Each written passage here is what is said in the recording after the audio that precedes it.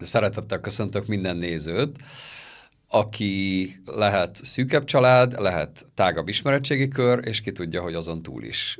Ugyanis szeretettel köszöntöm itt aput. Hello, apu! Köszönöm szépen. Köszönöm a meghívást először is. Másodszor pedig, hát mindenkinek érdekes lehet az élete, és gondolom, hogy téged is az érdekel, meg egyáltalán, aki ezt a műsort nézi, hogy vajon van-e valami olyan különleges, vagy egyáltalán érdekesség, ami miatt érdemes ezt a néhány percet rászánni a beszélgetésre. Van. Ezt előre megmondhatom mindenkinek, mert ismerem a történeteid egy részét, a világról alkotott gondolataidnak egy részét, más részét meg kevésbé, és ez mind olyan, amit szerintem egy nagy része közérdeklődésre tarthat számon. Hát akkor vágjunk bele. Célszerű azzal kezdeni, hogy ki is vagyok én tulajdonképpen. Na. Én 1946-ban születtem, tehát egy 79. életévében lévő ember vagyok, és amikor én megszülettem, bizony egész más környezet uralkodott a világban is, és Magyarországon is, különösen Szegeden, ahonnan én való vagyok, és azt kell, hogy mondjam, hogy az az időszak, az valami egészen más volt, mind a maihoz, mint mondjuk egy jövőbeli képhez képest. Hány éves korodból van az első emléked? Nekem tulajdonképpen nem az első emlékem az érdekes, hanem rólam az első emlék az érdekes, olyan értelemben, hogy 1946-ban, ne felejtsük el, a háború után voltunk egy évvel, hiszen 45-ben lett vége a második világháborúnak.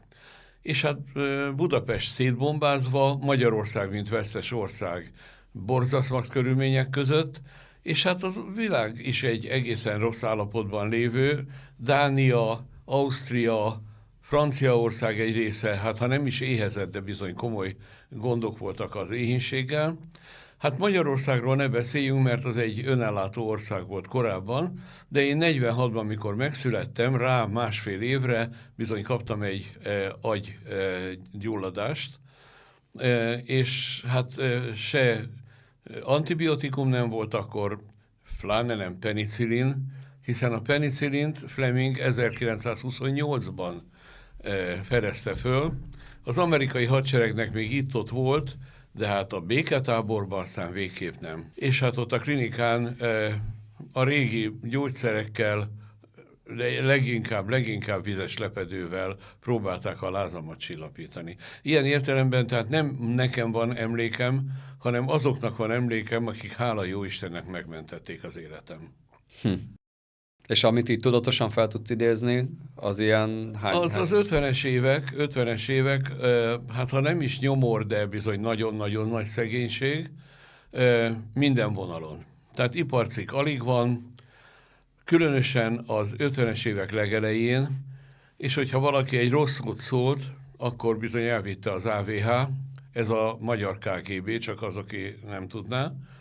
És aztán Sztálin halála után, ami 1953. március vége, a helyzet egy picit javult, de aztán visszaromlott, és 56-ban, úgy általában szokták tudni, kitört Magyarországon a forradalom. És a forradalom, egyesek szerint ellenforradalom? Hát akkor úgy hívták, hogy ellenforradalom, de valójában ez egy népfelkelés volt. Abba természetesen nem vettem részt, hát 10 éves koromban az ember azért nem forradal már. Tehát, hogy 56, amikor te vagy 10 éves, és ott bármi módon kimentetek az utcára, bármit ebből érzékeltél, hogy micsoda események zajlanak? Ez is fordítva van, bejöttünk az utcára, mert 10 éves gyerek az utcán játszott. Azért jöttünk be, mert Szegeden keresztül jöttek az orosz tankok Romániából. Ezek az orosz tankok szépen át is mentek Szegeden, ott egy halott volt, az is egy lepattangolyóból. Ugyan hőssé vált az idők során, de abban az időben még mi nem tudtuk, hogy ebből hős lesz. És hát mi ott voltunk, vártuk a híreket. Az egyetlen komoly dolog az volt, hogy bizony a mi barátaink közül legalább 5-en kimentek, disszidáltak, ahogy annak idején mondták, és nekem nem maradtak barátaim. Tehát elhagyták Magyarországot ismeretlen helyre, ami általában gondolom Bécs volt, vagy Amerika, vagy Amerika, hasonló. általában Amerika. Igen. Amúgy Belgiumban, tehát itt ugye Belgiumban nagyon sok 56-ban ide menekült magyar érkezett, Így van. akik, hát nyilván ugye az a generáció, de hogy elég sok leszármazottjuk van, vagy olyan, akivel én is találkoztam itt, akik azt mondják, hogy hát a nagyszülője, esetleg a szülője 56-os magyarként jött ide. Ez egészen biztosan így van. Belgium igazán egy befogadó ország volt, a történelem során is, de 56-ban különösen. Aztán az érdekes, hogy vajon mi miért nem mentünk ki? Ez egy kérdés. Ez 2 alkalommal merült föl a családunkban. Először a háború után, amikor én 2 éves voltam, de már meggyógyultam ebből a nagy problémámból, és akkor egy amerikai rokonunk, aki még 1800-as évek végén kiment, küldött az egész családnak egy affidavit-et. Hát ezt az affidavit-et, ezt ma már nem nagyon tudja senki, mit jelent. Ez egy olyan amerikai dokumentum, amit közjegyző előtt kellett, hogy megtegyenek olyan amerikaiak, akik már régóta, legalább 5 éve állampolgárok, és vállalták, hogy akihez ez az affidavit eljut, ők legalább 1 évig eltartják abban az esetben, ha nem tudja saját magát eltartani. Ilyen befogadó nyilatkozat, vagy ilyen kezességvállalás. Ez pontosan az. Aha. Na, mi ezt kaptuk 48-ban, és az egész család összeült, hogy most akkor menjünk, vagy nem menjünk. 48? 1948-ban, ez volt az első ilyen alkalom. 2 éves korodban. 2 Tehát éves koromban. még korábban jóval. Aha. Igen. Nagy csönd, mindenki gondolkozott, és a végén úgy döntött a család, hogy maradunk. Hogy miért maradunk, ennek több oka volt. Az elsőrendű oka az volt, hogy együtt élt a nagyapám, meg a szüleim, meg én, mint egyetlen gyerek, és hát ugye a szülőknek nem volt szakmai hátterük, nyelvet nem tudtak, se angolul, se más olyan nyelvet, kivéve a németet, amit viszont anyanyelvi szinten beszéltek, de hát ezzel az Egyesült Államokban nem sokra lehetett menni. És ott volt egy nagyon jó menő üzletünk a háború előtt, ami egy termény nagykereskedés volt, és úgy gondolták, hogy ha vége lesz ennek az űrnek, ami a háborút követi, nekik ugyanolyan termény nagykereskedésük lesz, és ugyanolyan jól fogunk élni, mint az előtt. Na most az érdekes az, hogy jól döntöttek. Azért döntöttek jól, mert amilyen zavaros idők voltak, mi visszakaptuk az üzletet. Vissza is kaptuk, és egészen 1952-ig ez az üzlet úgy ment, ahogy kell. Mint annó. Mint igen. De 52-ben a nagyapám éppen Romániában volt árut beszerezni, apám volt az üzletben, mikor bejött 2 úr bőrkabátban és pisztollyal, mind a 2 rászegezte apámra, és közölte vele, hogy minden más velünk jön. Most ennek az lett a vége, hogy apámat kizavarták az üzletből, még a pénztárt is kiürítették, és hirtelen ott voltunk teljesen egyedül, mindenféle vagyon nélkül. És ezek a kedves, jól nevelt urak, ez AVH volt? Vagy Ez valami? az AVH, igen, a jó megismert AVH volt, igen. A fekete autóba. Igen, pontosan. Na ez volt az egyik, amikor nem mentünk ki. A másik pedig 58-ban sem mentünk ki, mert akkor nagyapám volt halálos beteg, csontrákja volt, őt nem lehetett mozdítani. A szülőknek változatlanul olyan foglalkozása volt, apám főkönyvelő volt, anyám meg akkor éppen pénztárban ült, hogy ők úgy gondolták, hogy ők már ehhez akkor idősek, 50 év fölött voltak. Te voltál 12? Igen, apám 1906-ban született, anyám 1910-ben, és úgy döntöttek, hogy nekik már újra kezdeni már nincs energiájuk. Tehát maradtunk akkor is. Kicsit, mint a Godóra várva, nem? Aminek nagyjából. a vége az, hogy menjünk, zárójel, maradnak. Igen. Menjünk, és leülnek. Így van. Igen, és maradnak. Ez volt a takté. Tehát ez volt tehát 58, de akkor ez az affidavit, tehát ez a befogadói kezes nyilatkozat, ez élt elvileg. Tehát mehettetek volna. Nem nagyon, mert az amerikai rokonok időközben bármilyen hihetetlen, ha nem is mentek tönkre, de elszegényedtek. Viszont volt nekünk egy anyai ágról egy olyan amerikai rokon, ami meglehetősen híres emberré vált idők során, ugyanis ő volt a Goodfriend, mégpedig Joe Goodfriend, aki a Salomon Brothers nevű jól ismert cégnek volt az egyik alapítója, és hosszú ideig az elnöke. Annyira, hogy 36-ban vagy 38-ban a Time magazinnak a címlapja egészen annyira, hogy 1936-ban vagy 38-ban a Time magazin címlapjára került, mint az év embere. Úgy is hívták, hogy The King of the Wall Street. És Ez nem a Wall Street farkasa, hanem a Wall Street királya. nem, királya. Okay. A mai napig a lakását mutogatják, de mi ebből egy semmi valamit nem hallottunk. Ő a 70-es években volt a csúcson, de a 70-es években Magyarországon az amerikai leveleket felbontatlanul visszaküldtük. Úgyhogy még... Mármint ti? Családilag? Már mindenki. Miért is? Hát azért, mert az amerikaiak imperialisták, és hát velük nem nagyon akarunk mi. De hogy ez családi szinten is ez volt a hozzáállás? Ő nem írt nekünk, mert nem tudott rólunk. Oké. És ez kölcsönös volt, mert mi meg nem tudtunk őróla. Értem. De ha írt volna, felbontatlanul ment volna vissza. Akkor visszament volna, és megsértődött volna, és ugyanott vagyunk, mint így. Értem. Ez szóval nem változtatta meg a történelem folyását. Nem, tehát ez egy ilyen gyermekkor, meg középiskolás kor volt, de egyébként nagyon jó volt minden, mert közben én elkezdtem zenélni, és megcsináltunk néhány olyan zenekart, amivel országos versenyeket nyertünk. Tehát bejött a Beatles, és bejött a popzenei korszak, és ez akkor már nekem nagyon jó volt. Akkor a családtól tulajdonképpen elválva én már a saját életemet bírtam élni. És akkor itt tartunk már a 70-es évek körül, nem? Most már a 70-es éveknél járunk. Igen. Folytassuk. Időközben jött egy középiskola, ez a gépipari technikum volt, és onnan a gépipari technikumból egyenes út vezetett a műszaki egyetemre. Úgyhogy elvégeztem a műszaki egyetemet úgy, hogy még utóvizsgám sem volt. De bizony meg kell, hogy mondjam, hogy én mérnökösködtem, nem voltam rossz mérnök, de nem voltam a csúcson se. Nem az enyém volt az a szakma. Most is tulajdonképpen műszaki gondolkodású ember vagyok. Nagyon logikusan tudom az eseményeket végigvinni, de alapvetően én a világot ennél bővebben látom, és azt gondolom, hogy igazából nekem a jó szakma vagy egy közgazdász lett volna, de vagy inkább egy szociálpszichológus. Egy probléma volt a szociálpszichológiával abban az időben. Hogy még nem létezett. Hogy nem létezett, igen. Gondoltam. Igen. De szerintem az egy...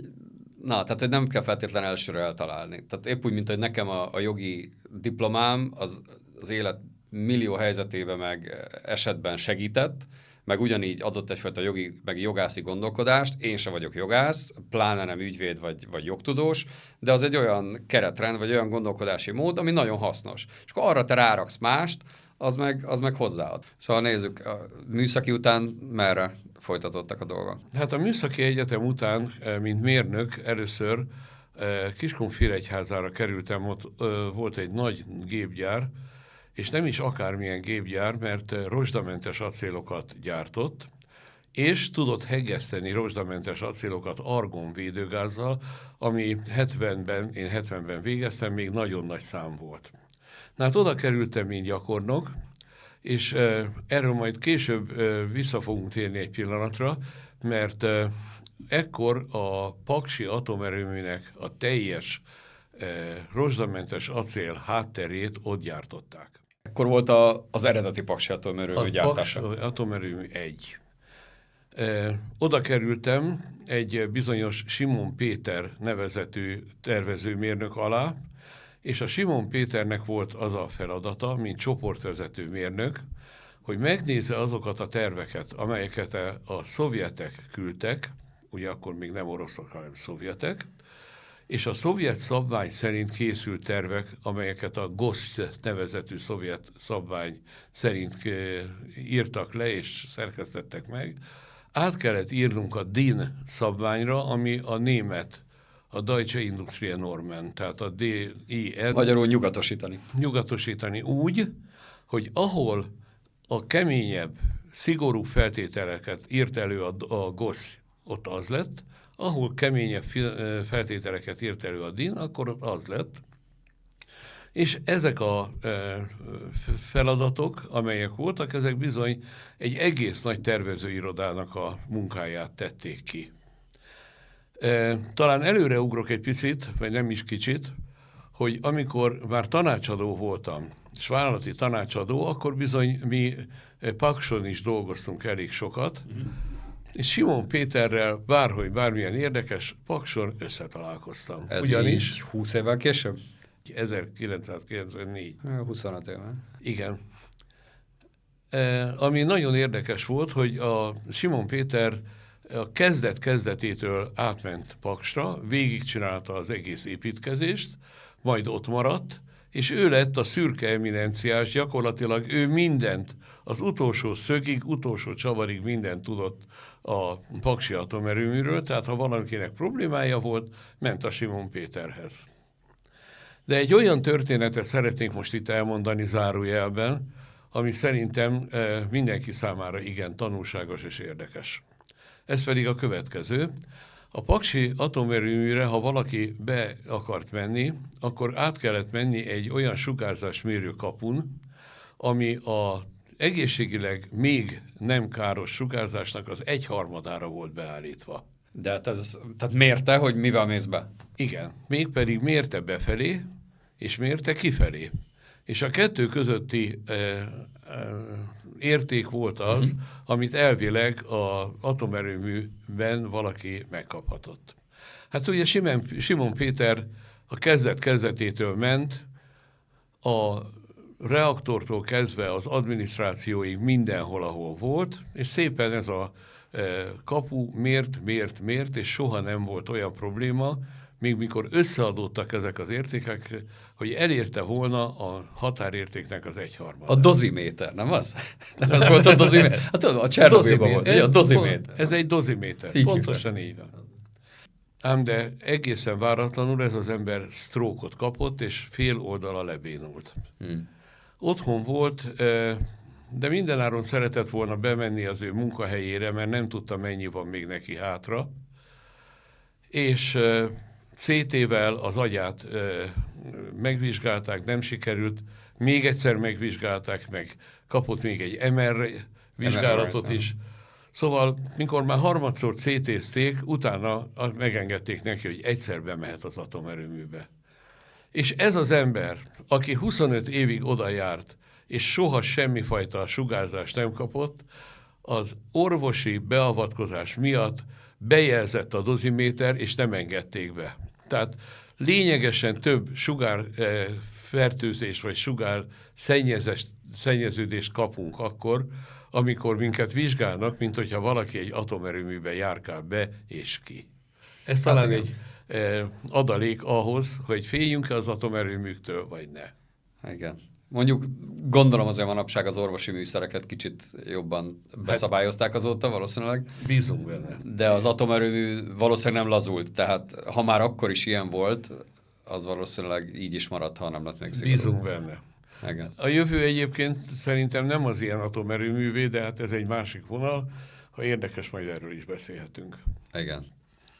És tehát ez volt a mérnöki korszak, amiről meg lehetne persze órákat beszélni, de hogy elmenve mondjuk a rendszerváltási időszaka felé, ugye 80-as Mérnökségem évek után között. kaptam egy meghívást Szegeden, ott volt az élelmiszeripari főiskola, ahol műszaki tárgyakat is oktattak, élelmiszeripari gépeket, és engem oda elhívtak, és ott 14 évet oktattam, és 1989-ig tulajdonképpen ezt töltötte ki az életemet. Időközben élelmiszeripari szakértő lettem, meg mindenféle szafrang, ami ezzel jár. De mondjuk ez nem biokémikus vagy hasonló szempontból, hanem mérnöki szempontból. Ezek a tehát ez a gyártás, gépek, nem? Gépgyártás. Gépek. A legkülönbözőbb iparágakban, a húsiparban, a sütőiparban, tejiparban. Tehát szalámitól a sütőparig minden. Igen, így van, így van.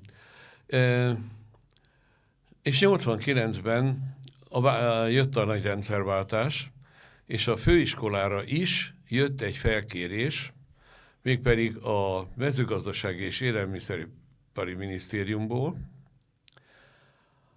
Tanácsadókat szeretnének képezni, olyanokat, akik világbanki szinten a különböző vállalatoknál az átalakulást, illetőleg a kapitalizmusra történő termelés átalakítását segíteni tudják. Ezt kis cinikusan mondanám, hogy mint az orosz tanárból az angol tanár, nem? Tehát, hogy ez olyan, aki ismeri a meglevő rendszert, de képes egy új rendszert fölépíteni, vagy megtanulni, és utána bevezetni. Nem teljesen, nem teljesen. Ennek az előzménye ugyanis az volt, hogy egy évvel korábban jött egy holland világbanki szakértő. Ennek az előzménye ugyanis az volt, hogy egy évvel korábban jött egy világbanki szakértő, aki a magyar húsipart szerette volna vizsgálni, és a dán, illetőleg a holland húsiparhoz hasonlítani, mert Magyarországon abban az időben 10 millió ember élt, és 10 millió sertés volt, amivel gyakorlatilag az egész KGST-n belül mi voltunk azok, akik minden vonalon el tudtuk látni hússal a környezetet.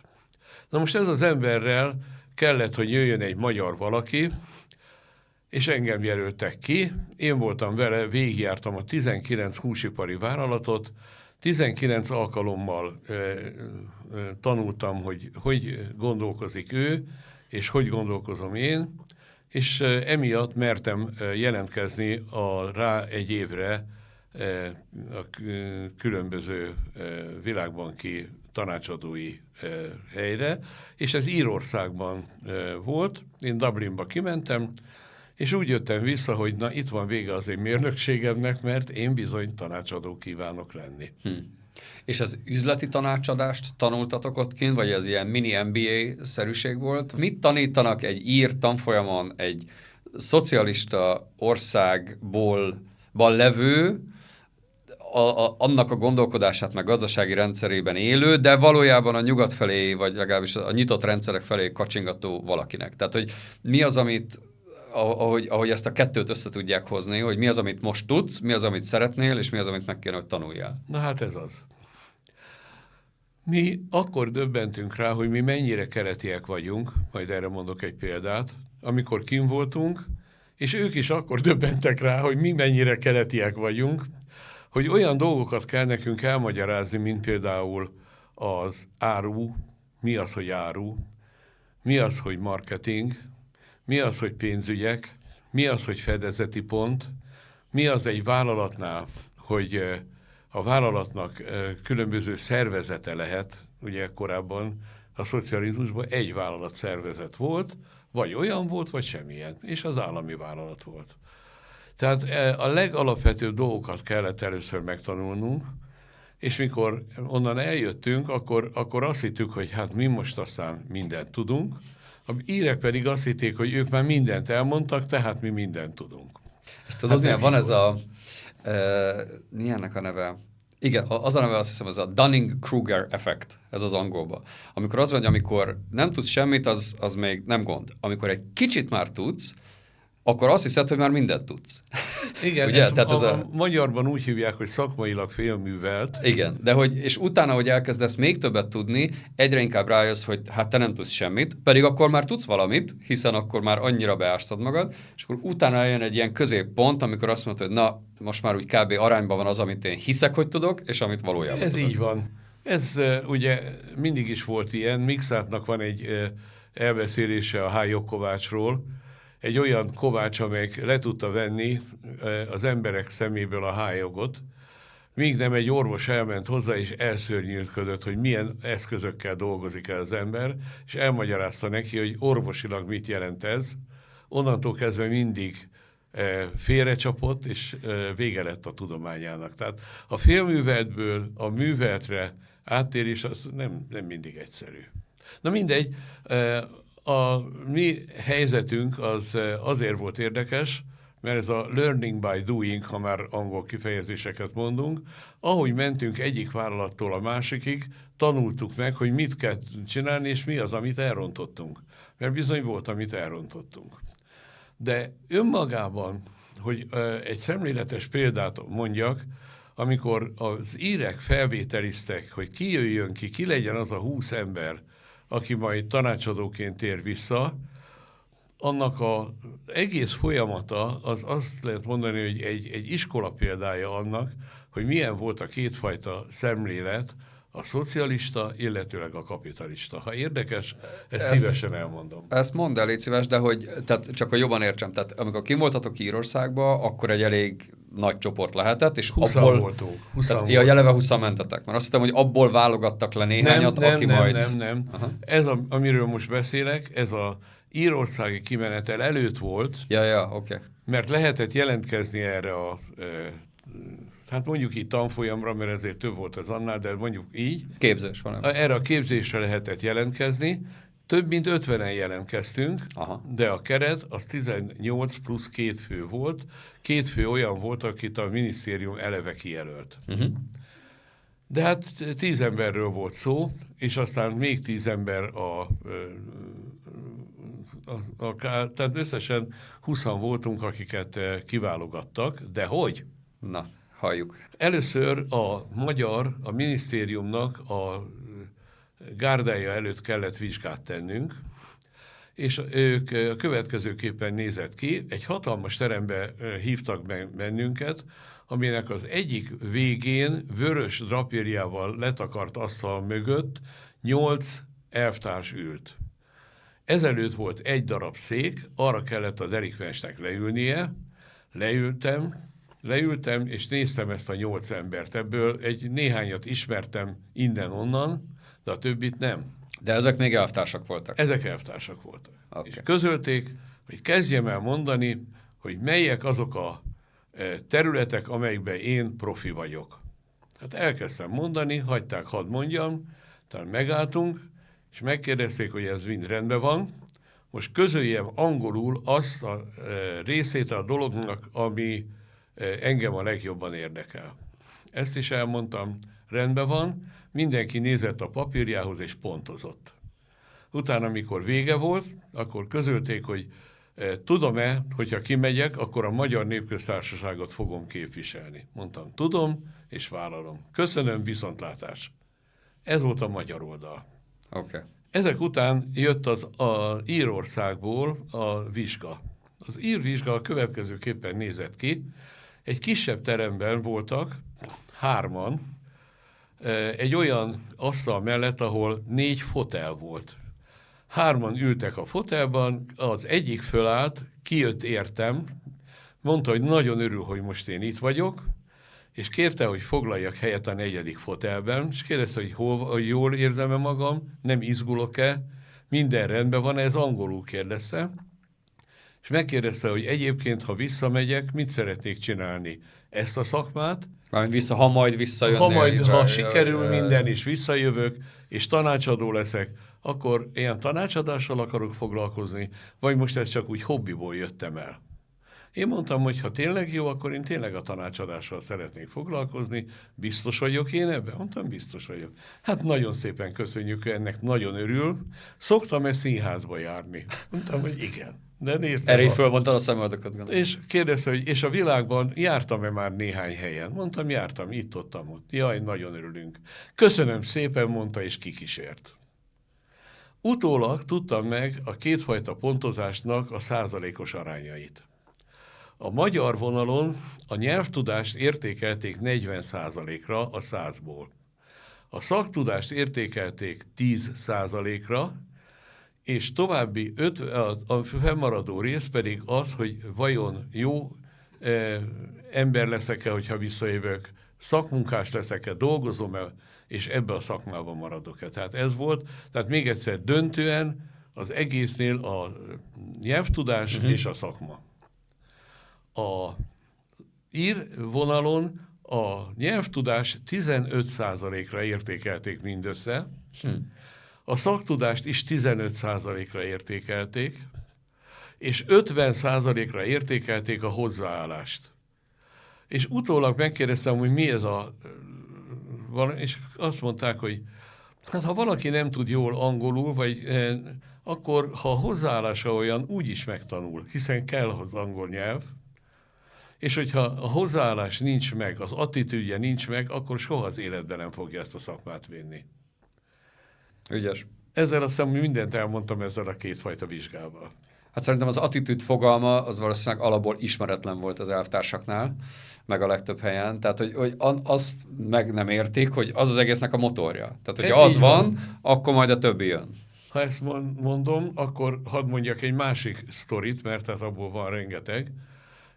Egy amerikai cégnek a magyar vállalatánál dolgoztunk. Az amerikai benne van a világ 500 legnagyobb vállalatában. És volt egy kedves kis kollégánk, aki egy fiatal ember volt, és közgázra járt, és azt kérte ennek a nagy koncernnek a vezérigazgatójától általam, hogy kérjen már meg a vezérigazgatót, hogy engedje meg, hogy egy órát beszélgessen közgazdász hallgatókkal. Ez össze is jött, 10-valahány közgazdász hallgató jött el, és körbeülték a vezérigazgatót. Az én kollégám volt a hangadó, és az megkérdezte, hogy ha már itt ülünk, akkor vezérigazgató úr, mondja már nekem, hogy itt a 10 közül kire gondol, hogy a legnagyobb szakmai karriert fogja befutni? Ez a gyerek pénzügyekkel foglalkozik, ez a másik humán erőforrással, ez a harmadik, ez a termelékenységet mutatókat számolgatja, ez a negyedik utókalkulátor, és így tovább. A vezérigazgató nézett egy ideig, és a következő választ adta, teljesen mindegy, hogy ki mivel foglalkozik, a karriert az fogja, akinek az attitűdjei a legmagasabbak.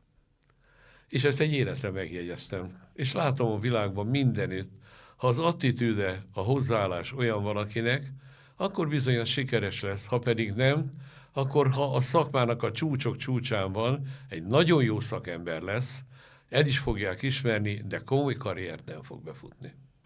Én azzal egyetértek teljesen, és ugyanakkor meg eszembe jutnak ilyen elviselhetetlen, vagy rettenetes, nehéz, és ugyanakkor hihetetlen sikeres emberek, mint az Elon Musk, vagy a Steve Jobs, meg a többi, aki félig pszichopata, félig kibírhatatlan, és mégis. Tehát, hogy de ott valószínűleg ott az, ami mégis sikeresé teszi őket, hogy a munkához, vagy a sikerhez, vagy az egyebekhez való hozzáállása. Mondjuk ki, az élethez, mondjuk csak ki. Az élethez való. Tehát ismerik az életet. De ugyanakkor lehet, hogy emberként, tehát egy privát nexusba tényleg elviselhetetlen.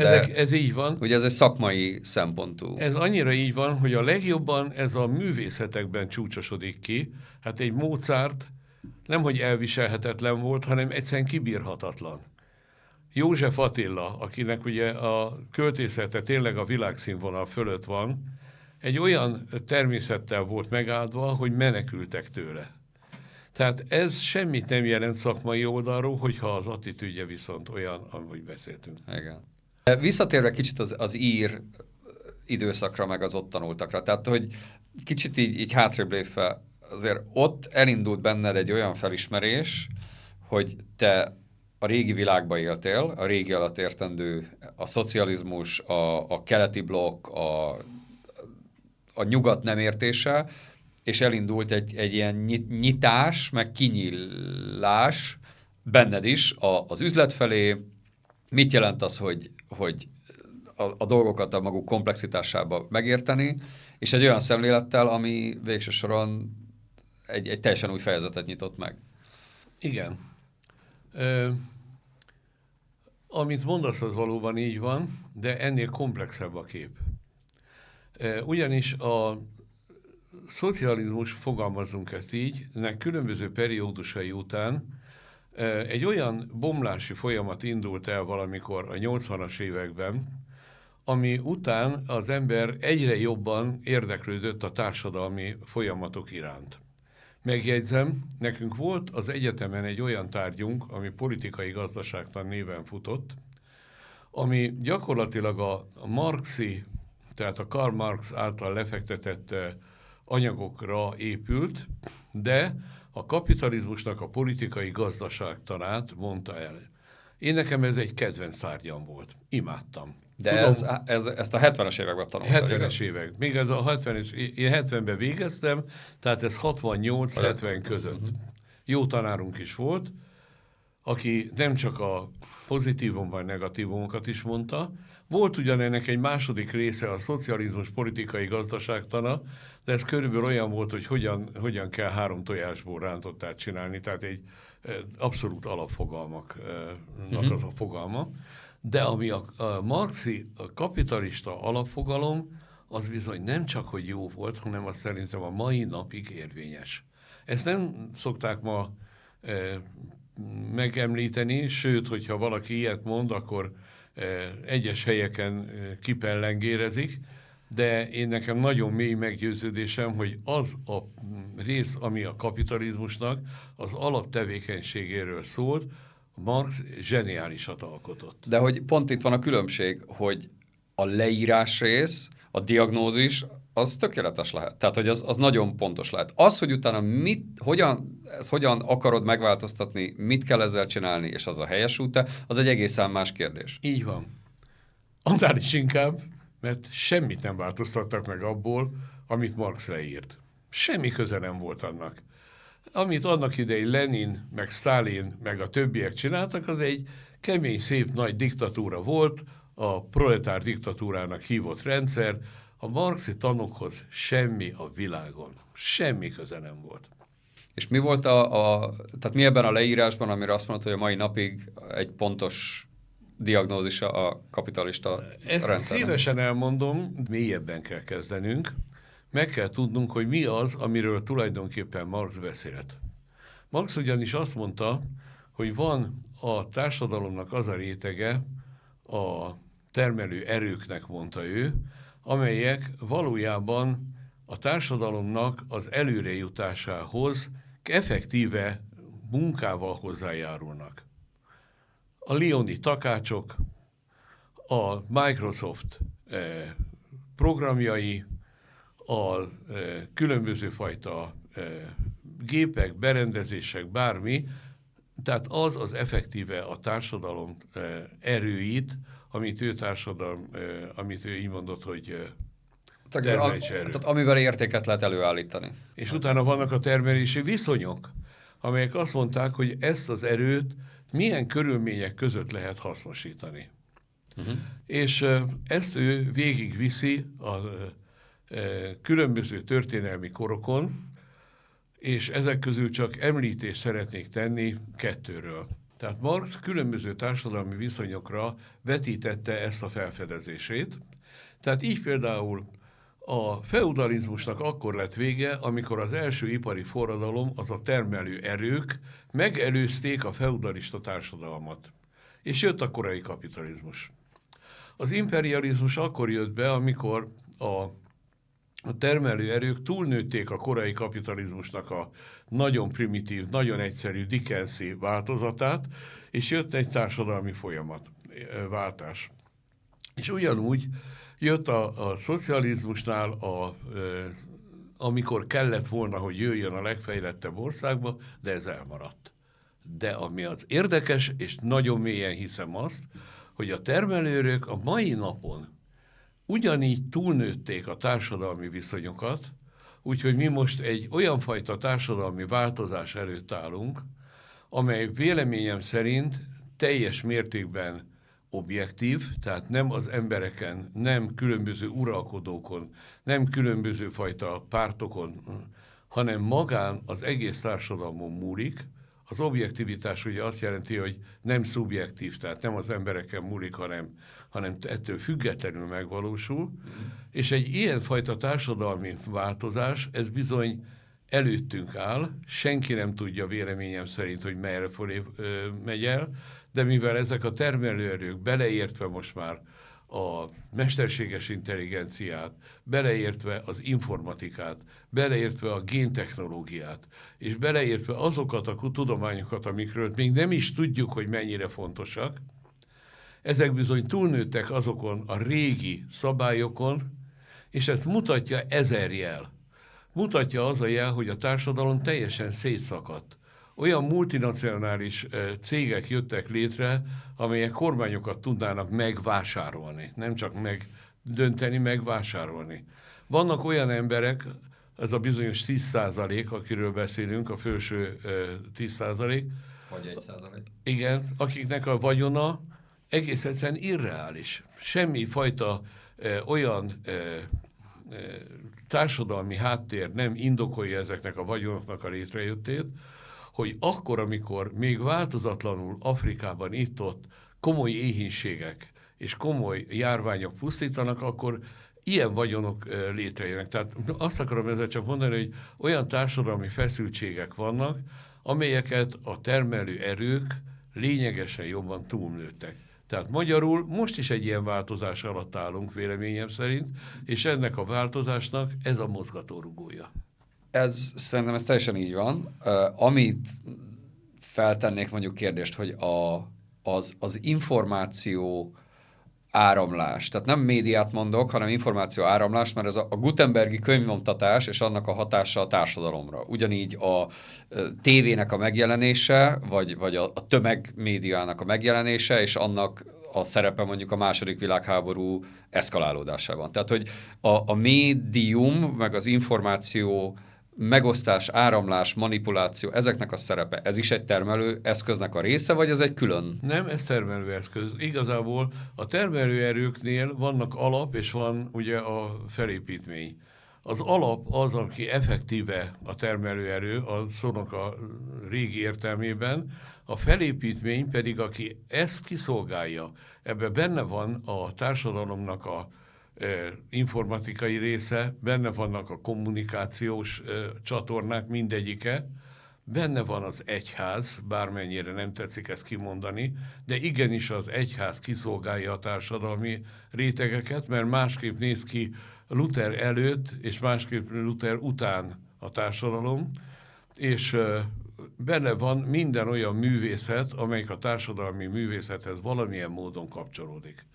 Az irodalomnak egy része és tehát mondjuk a politikai rendszer, vagy a politikai vezetés az ennek inkább következménye talán, nem? Igen. Mint igen. sem része. Pontosabban, ha még tovább boncolgatjuk ezt a részt, egy része a társadalmat, a régi társadalmat szolgálja ki, és egy másik része, a kritikus része már tekinget a jövő felé, még ha nem is tudja tudatosan, hogy mi ez a jövő, de érzi a kritikai eszközökkel, hogy valami változás bizony nagyon-nagyon küszöbben áll. És azt lehet olyan mondani, hogy ezek a bizonyos termelőeszközök, ami ugye egy nagyon tág fogalom, legalábbis tágan van meghatározva. Egyre tágabb, igen. Ez alapvetően ez egy technológiai változásra hajaz? Gyakorlatilag igen. Gyakorlatilag igen, mert az igazán döntő változás akkor történt, véleményem szerint, mikor James Watt észrevette a feleségénél, hogy a gőz emelgeti a leveses fazekat.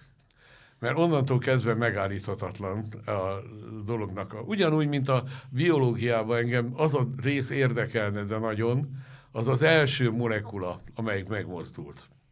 A többi az már jön. Igen. Hát igen, tehát mitől történik egy olyan minőségi, vagy egy egész más rendszerű változás, ahonnan már onnan minden érkezik, de mitől fordul át, hol van az a pont? Ez viszont a hegeli gondolat, hogy mikor van az, amikor a mennyiségek átcsapnak minőségbe. És először mennyiségi változás van mindig, és mikor a mennyiségi változás már elér egy bizonyos kritikus pontot, akkor bizony minőségi változás lesz. A minőség alatt nem feltétlen egy pozitív minőségi változást Egyáltalán. értünk. Egyáltalán. Ugye, például igen. az orosz forradalomnál ugye a muzsikok és egyáltalán az orosz népnek az elnyomása. A muzsik volt a földes, vagy a paraszt tulajdonképpen, nem? A földön futó igen. paraszt.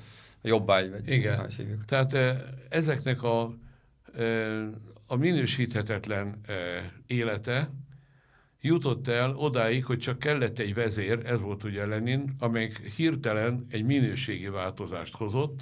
Hát azt nem mondanám, hogy pozitívan, de hozott egy minőségi változást. Igen, tehát itt inkább egy ilyen biológiai, vagy természettudományos értelemben minőségi. Igen. Tehát, hogy egyfajta más minőséget kap, de az nem feltétlenül jelenti, hogy pozitív minőségi javulás. És egyáltalán a minőségnek a megfogalmazása is a véleményem szerint azért rendkívül gondos mérlegelést igényel. Mondok egy példát. Valamikor 80-as évek vége felé egy magyar filozófus küldöttség ment Pekingbe. az ottani filozófiai társasággal próbáltak valami fajta együttműködést csinálni, és mivel hát ugye mind a kettő zavarban volt, a vezetőjük megkérdezte, hogy mi a véleményük a francia forradalomról. Az 1789-esről. Na most egyesek szerint ezek a 68-as diáklázadásokra gondolhattak, de nem. Ők az 1789-es francia forradalomra gondoltak. És a válaszuk az volt, túl közel van még az, ahhoz, hogy egyáltalán értékelni tudjuk. Mondták ezt 90 vagy 1900-as évek végén. Igen. Ezt én annak idején, mikor először hallottam fiatalon, akkor teljesen azt mondtam, hogy hát ez egy baromság, amit ezek mondtak. Vagy az a vicc kategória. Igen. Aztán elkezdtem olvasni Bibó Istvánt, magyar filozófust, aki elkezdte elemezni a francia forradalomnak azt a részét, hogy a francia forradalom előtt, amikor választások voltak, ha egyáltalán voltak, hát valószínűleg nem voltak, már királyság lehetett. Akkor a királyok csináltak egy névleges választást, vagy legfőképpen a főurakat megkérdezték, hogy merre felé és hogy menjen a világ, és tulajdonképpen egy szűk elit, mondjuk 1000 ember, de inkább 100, de inkább 10, mondta meg, hogy a világ merre menjen, és aztán arra ment. Ezek nagy része művelt ember volt, sőt annyira, hogy a gyerekkorától kezdve ezt tanulta, hogy hogyan kell uralkodni. Na most jött a forradalom, ugye az egyenlőség, testvériség, szabadság mondattal, és mivel egyenlőség van, a társadalmi piramisnak megfelelően a legalja volt a legnépesebb társaság, most is ugye minél lejjebb megyünk, annál népesebb a társadalmi réteg. Lejjebb milyen értelemben? Ilyen szociológiai, jövedelmi, vagy iskolázottság talán? Jövedelem, iskolázottság mindenek előtt, kulturális szint, gondolkodásmód, világlátás, életmód, egészségügy, stb. Minden vonalon, oktatásügy. Ez a legnépesebb társaság. Na most, hogyha választás van, nyilvánvaló ki fog választani, aki a legtöbb szavazatot kapja. Honnan lehet a legtöbb szavazatot kapni? Hát bizony a legalsó rétegektől lehet. Egy akadémikus szavazata egyenlő egy iskolázatlan, rendkívüli alacsony színvonalú embernek a szavazatával, egy az egyben, ugye? És ez bizony a francia forradalomtól van. Na most hát ilyen értelemben a kínaiaknak a francia forradalom általi minősítése már egészen más színben tűnik föl, és Bibónak a gondolkodásán legalábbis érdemes elgondolkozni. Hát olyannyira, hogy pont megint visszakanyarodva ehhez, hogy vajon milyen világ jön, meg vajon milyen politikai rendszer jön. És a legtöbb közvéleménykutatás most már tényleg azt mutatja, hogy egyre népszerűbbek az autokráciák, nem diktatúra, de autokrácia, tehát tulajdonképpen ez a felvilágosult abszolutizmus, ahol van egyfajta elit, vagy van egy idézőjelben uralkodó, aki lehet a szingapúri miniszterelnök, de lehet egy Orbán Viktor, meg lehet egy bármi egyéb, akinek van egy központosított hatalma, és tulajdonképpen csak egy névleges szavazás vagy demokrácia van körülötte, de valójában tényleg egy ilyen fentről irányított rendszert visznek. Gondolkozzunk csak picit. Mi kell hozzá? Valójában semmi más, csak jó beszélőke. Ha jó beszélőkéje volt... Egy-két jó algoritmus azért nem árt. Egy Schirgruber úrnak, akit akkor már Hitlernek hívtak, akkor egy semmi jelentéktelen pártnak lett az első embere.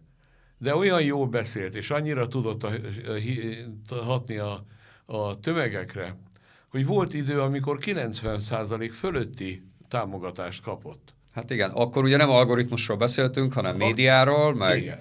Hogy hívták az Eli Riefenstahl, meg hasonlók, akik a propagandistái, igen, meg filmkészítők, de hogy igen, az ugye pluszba kellett, de valójában a tömegekhez szólt. Orbán Viktort említetted. Orbán Viktornak mi volt az a különlegesség, amiért a miniszterelnökséget elnyerte?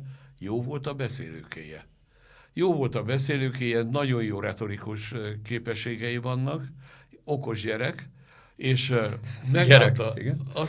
meglátta azt a rést a társadalomban, amit szöveggel el lehet érni, és lehet a legtöbb szavazatot megszerezni. A mai napig így van ez.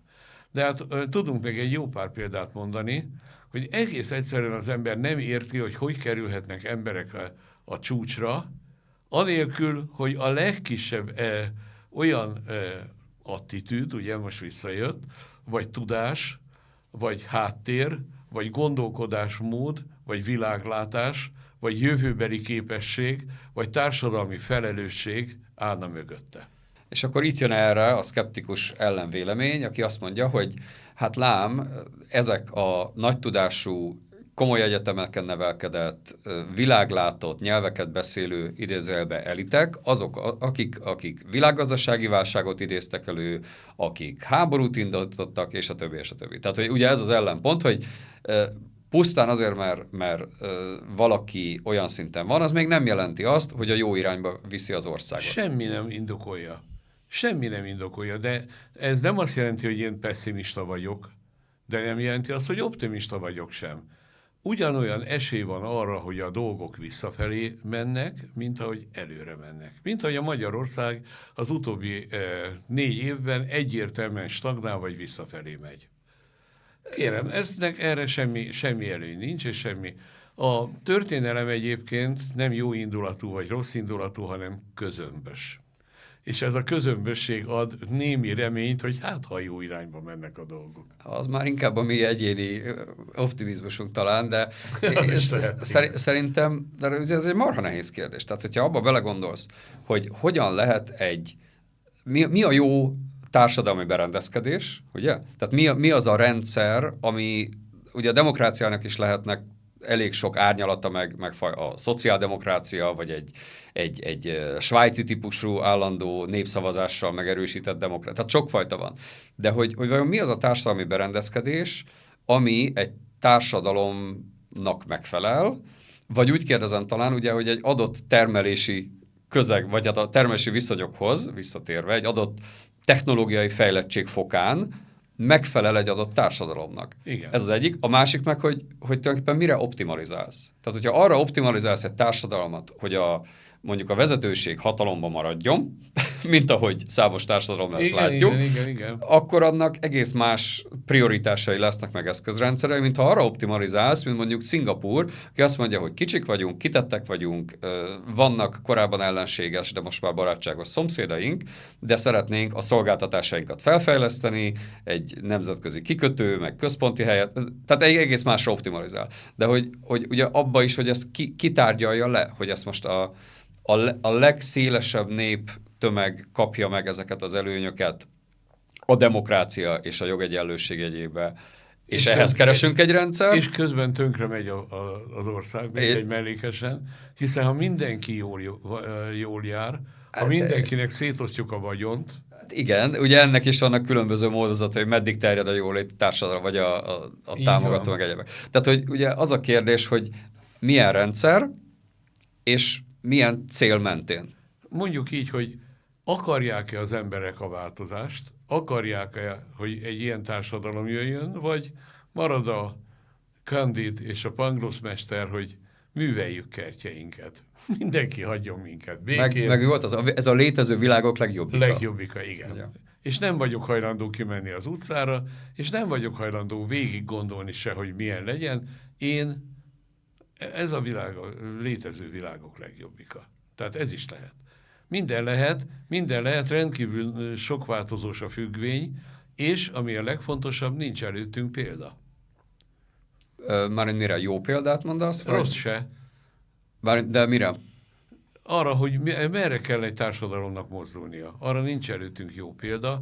Rossz példa is kevés van, és egyáltalán nem biztos, hogy a rossz példát valaki, aki a csúcson van, rossz példának látja.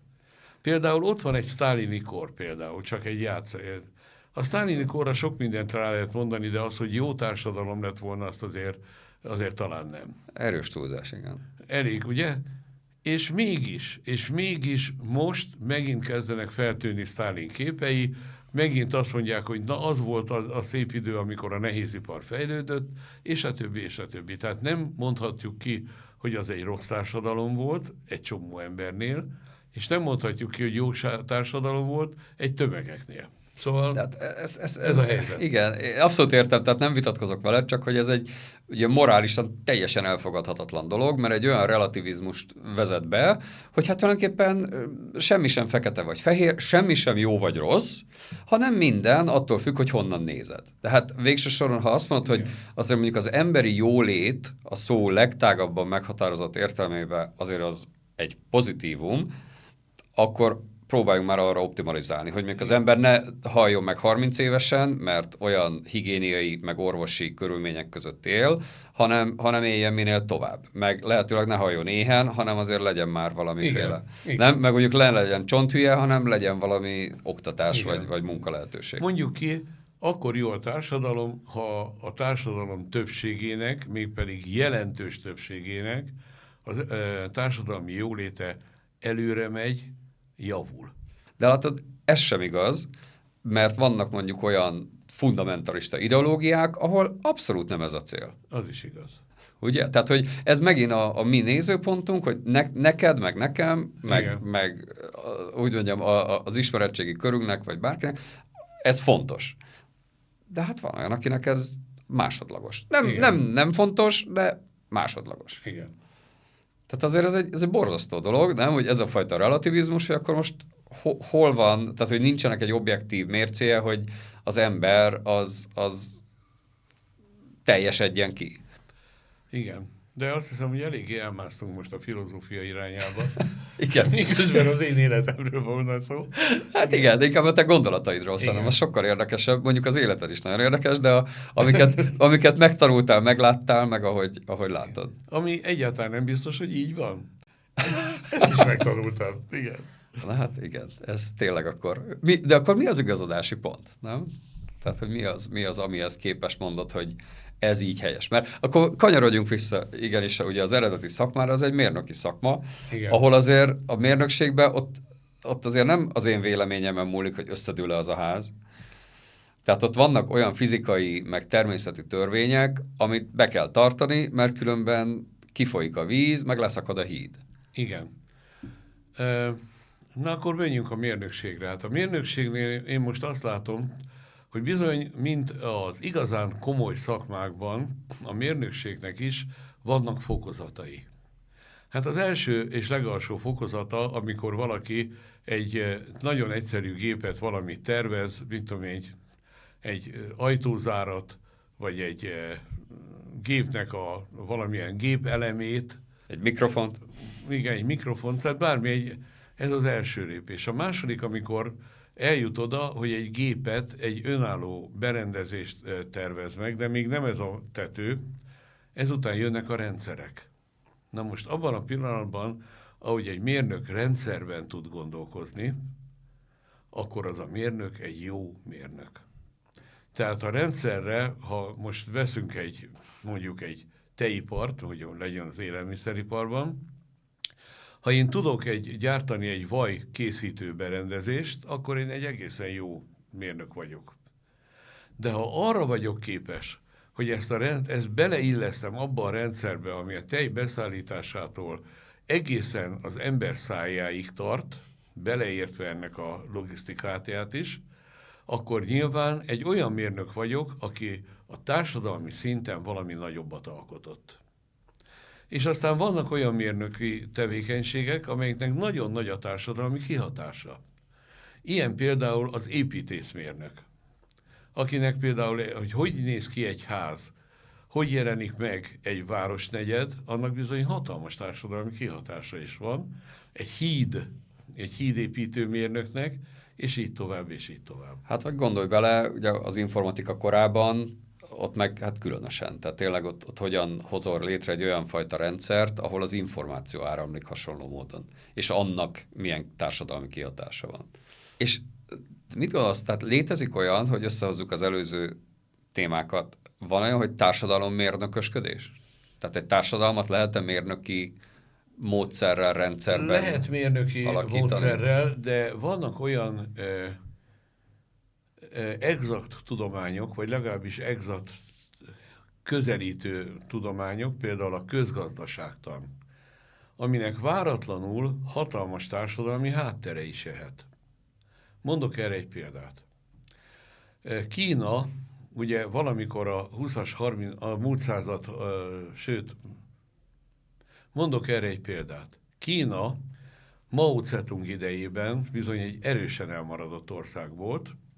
Volt ott egy úr, Deng Xiaoping, aki egy kis alacsony ember volt, hatalmas ésszel, a világot látva, úgy gondolta, hogy Kínában sokkal nagyobb erő van, mint hogy egyszerűen több 100 millió ember éhezzen, és ezért azt találta ki, hogy a világ vezető tudósait összehívja, és azoknak a különböző elméleteiből megpróbálja azokat kiszűrni, ami bizony Kínának a előnyére szolgál. Hát ez hosszú ideig tartott, de amikor először közgazdászokat hívott, abban benne volt a magyar Fekete János, aki a Magyar Nemzeti Banknak az elnökhelyettese volt, és a deviza ügyekkel kapcsolatban hatalmas nemzetközi hírnéve volt. Részben azért, mert szaktudása olyan volt, részben azért, mert egyszerűen mindenki tudta, hogy ez az ember valahogy a jövőt látja, és annak megfelelően viselkedik. A kínaiaknak az első lépése az volt, hogy őt beválasztották a Bank of China igazgató tanácsába, ami nem egy akármilyen bank, a világ egyik legnagyobb bankja, lehet, hogy ma már a legnagyobb bankja, és az igazgató tanácsában egy külföldi volt, ez pedig a Fekete János.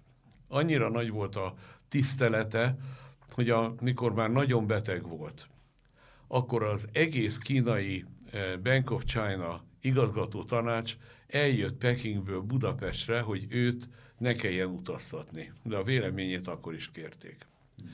Ő alapozta meg a magyar közgazdasági gondolkodást, amire rá 10 évre egy újabb embert vittak ki, ez pedig Kornai János volt.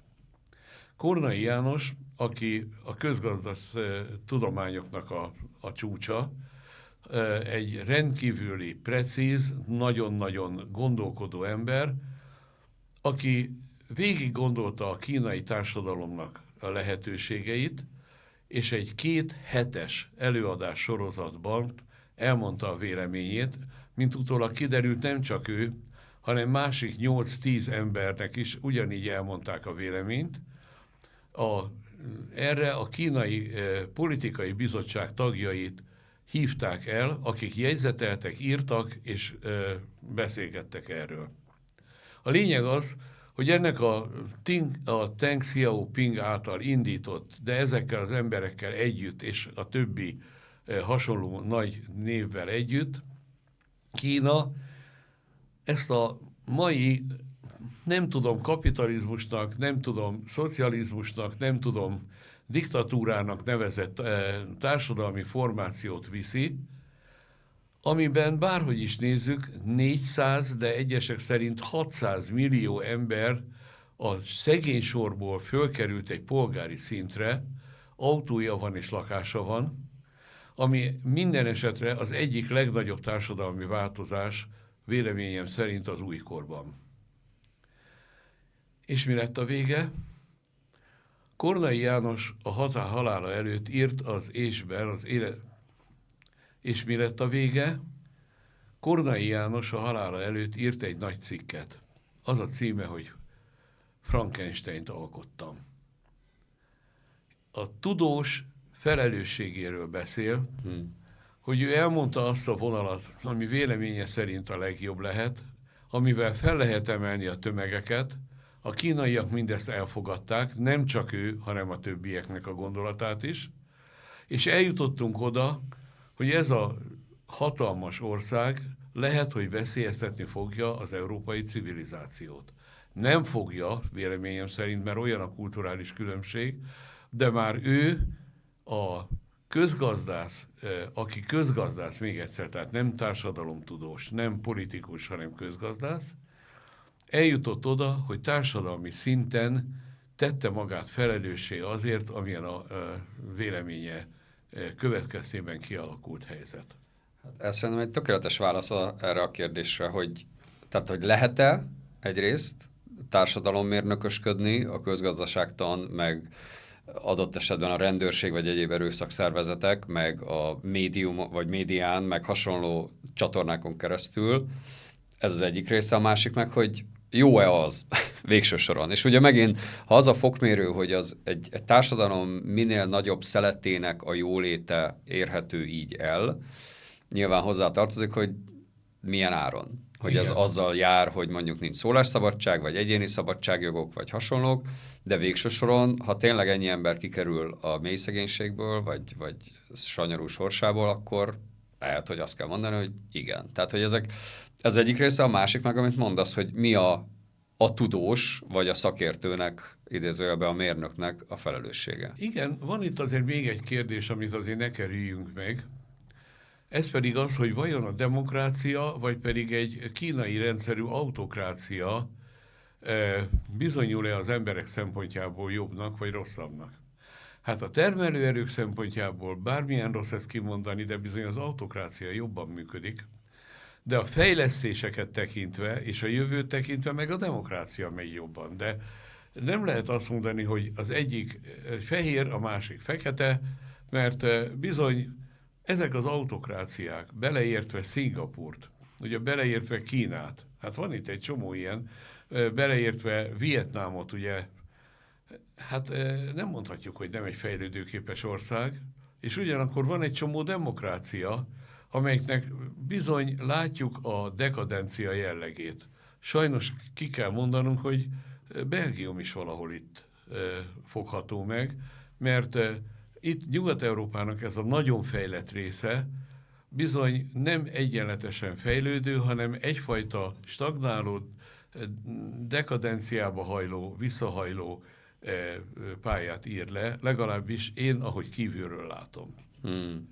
Hát ez egy ilyen örök erő ellenerő dilemma, nem? Tehát, hogyha ugyanez, ugye én nem értek a mérnöki szakmához, de amit így laikusként értek, hogyha egy rendszer túl merev, tehát egy struktúra túl merev, Igen. akkor jön rá valami külső hatás, az talán könnyebben eltörik, mintha valamennyi rugalmasság van benne, mert képes ezeket a mozgásokat lekezelni. De hogyha meg ugye túl laza, tehát akkor meg attól fog szétmenni. Tehát, hogy megtalálni ennek a kettőnek az összhangját, vagy az arányait. Mindenesetre az biztos, hogy a hardware cégeket, mondtuk, hogy ezek óriási pénzeket fognak, hát a szoftveresek ették meg a piacot, és a szoftveresek azok, amelyek sokkal nagyobb haszonnal dolgoznak a soft vonalon, mint a hard vonalon a hardveresek.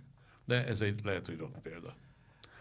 Hát ezek a nagy kérdések. És akkor talán egy záró kérdés, hogy mi lesz? Tehát azzal, hogy tényleg vagy? ilyen... egy ilyen laza kérdés. Tehát úgy mi lesz, hogy elfogadva azt teljesen, hogy itt valami óriási nagy átalakulás előtt vagyunk, ezt már úgy érzékeljük, a digitális, az informatika, a mesterséges intelligencia, a robotika, a géntechnológia, a minden egyéb előtt. Tehát, hogy vajon ez milyen irányba fog menni? Hogyha ezt megnézzük 5 év múlva, vagy 10 év múlva, vagy 20 év múlva ezt a beszélgetést, akkor talán már jobban látjuk, de most mi látszik? Hát most az látszik, amit úgy hívunk, hogy emberi tényező. Az emberi tényező fogja az egész vonalat meghatározni. És ez bizony Mózes óta, a 10 parancsolat kihirdetése óta nem sokat változott. Az emberi tényező, ami az egész, tulajdonképpen a kommunizmusnak a halálát okozta, hogy senki nem akart úgy dolgozni, ahogy előírták, senkinek nem volt semmi érdeke, hogy jobban dolgozzon, többet dolgozzon. Tehát az emberi tényező fogja meghatározni a jövőt. Nem a technikai vonal, nem a társadalmi vonalak, az emberi tényező. Hogy leragadunk-e annál, hogy 10 emberből 9 nyomkodja az iPad-et jelen pillanatban, és az emberek gyakorlatilag nem is beszélgetnek egymással, csak írnak, majd pedig eljutunk oda, hogy egy kellemes társadalmat hozunk létre ezekkel a megváltozott eszközökkel saját magunk számára, ami a géntechnológia elvezet az egészségesebb társadalomhoz, az informatika elvezet ahhoz, hogy mindenről tudunk, és mindent pozitívan értékelünk. Tehát, hogyha ez a vonal jól megy, akkor minden jól megy. Hát talán az a legnagyobb veszélye az egésznek, nem? Tehát, hogy ugyanaz mondod, hogy ez tulajdonképpen semleges, ezek nem abóvó negatív vagy pozitív dolgok, Igen. csak olyan erős akaratok, érdekek, pénzek, politikai és ideológiai motivációk vannak mögötte, hogy a rendszer el lesz torzítva ilyen vagy olyan érdekek vagy értékek mentén. Ha ezt le tudjuk küzdeni, ezt a torzulást, ez lesz az embereknek az igazi jólét felé elmozdulása. Hát ezzel az optimista és pozitív gondolattal, ha ez sikerül, amit meg fogunk élni, meg fogjuk látni, aztán a gyerekeink, meg az ő gyerekeik fogják ennek a következményeit és gyümölcseit és előnyeit, hátrányait átélni. Igen. Hát ezt akkor rájuk bízzuk, és csak reméljük, hogy ez Ámen, azaz úgy legyen. Úgy legyen. Köszönöm szépen. Talán folytköv. Én köszönöm.